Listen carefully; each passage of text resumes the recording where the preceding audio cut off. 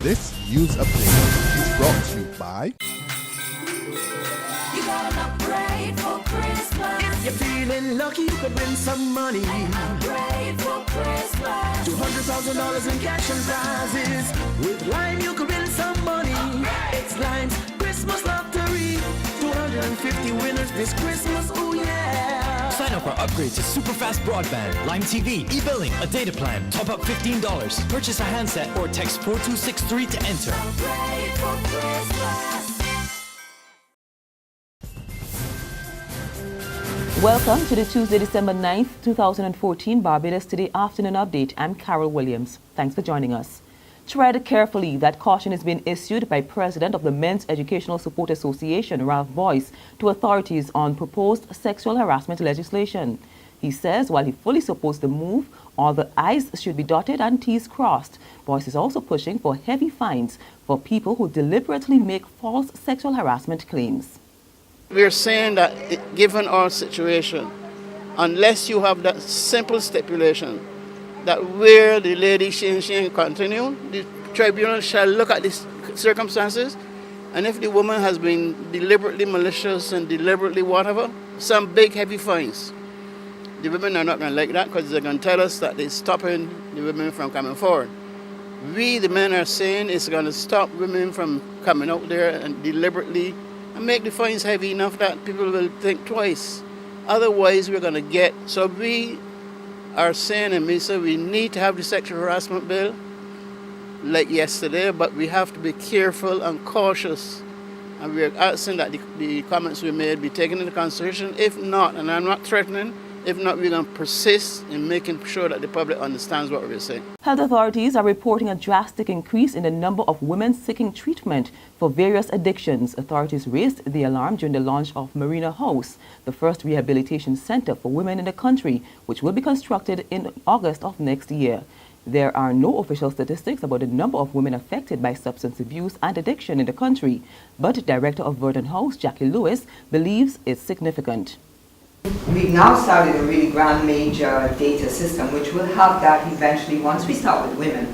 But just over the years by calls and requests, the women have gone maybe from 2 or 3 a year presenting to I think I talk to and see at least 2 to 3 women a month. So the need is there. Does that mean they will all enter treatment? Probably not, but the need is there and it is vastly getting worse and growing. So I just thought I'd share that. 3 men will appear in court today on drug charges.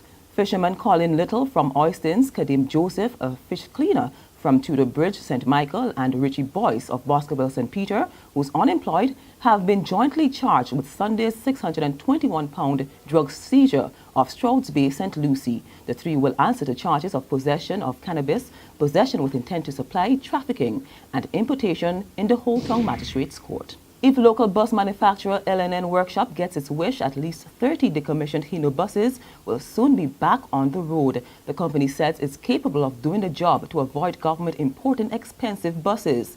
Yesterday, Transport Minister Michael Lashley toured L&N's Cane Garden Workshop, and he said he was very impressed with their work. Lashley says he's anxious for the Transport Board to get an additional 30 buses on the road, and his ministry will take a serious look at L&N's offer.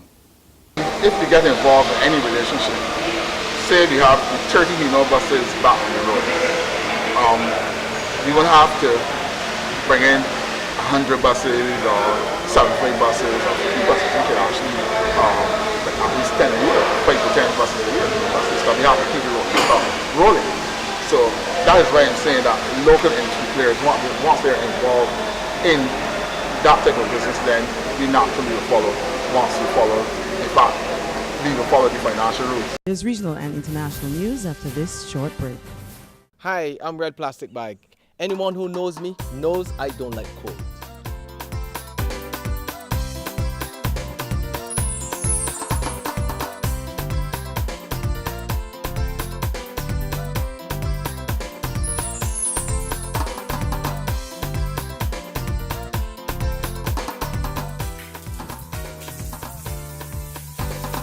Sunshine reigns in my country. I love it.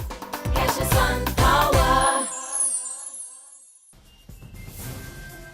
In sports, controversy marks the fourth round Regional West Indies Cricket Board 4-day match. The Leeward Islands Hurricanes are not at all happy about their 4-wicket loss to Jamaica. Yesterday, the head coach, Ridley Jacobs, served notice that the Hurricanes will be filing a complaint to the regional board on the matter. Their displeasure stems from the change of the cricket ball that they bowled with on the third afternoon of the encounter. Jacobs charges that his team was disadvantaged when they were forced to use the older ball.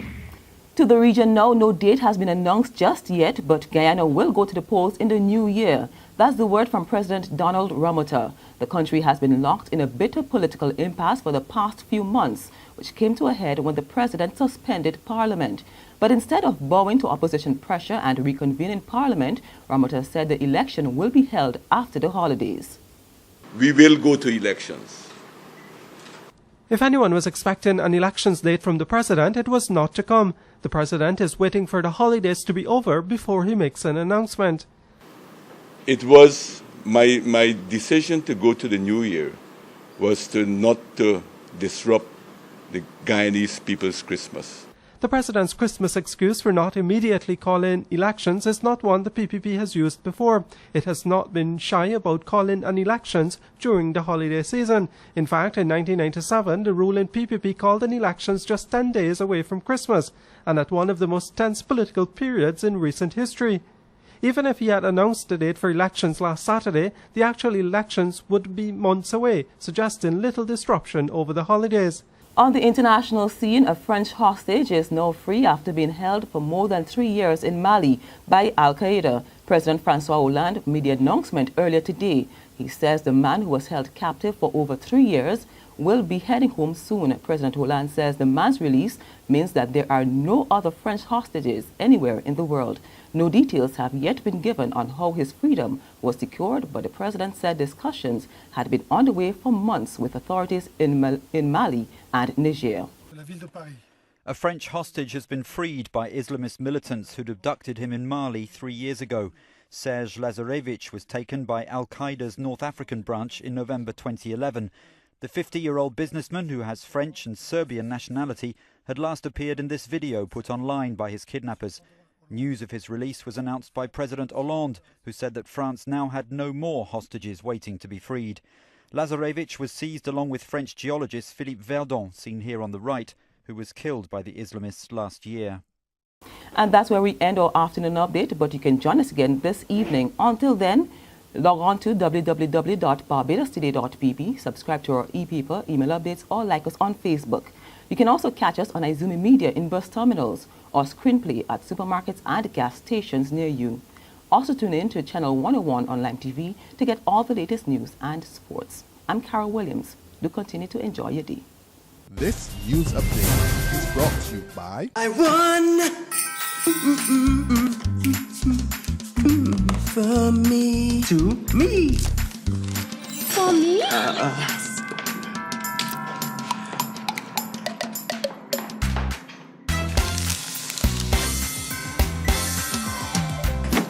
You don't need speakers, right? Upgrade to win every week with Lime. Sign up for Lime TV or broadband or purchase an iPhone 6 or Samsung Note 4. Upgrade Christmas with Lime.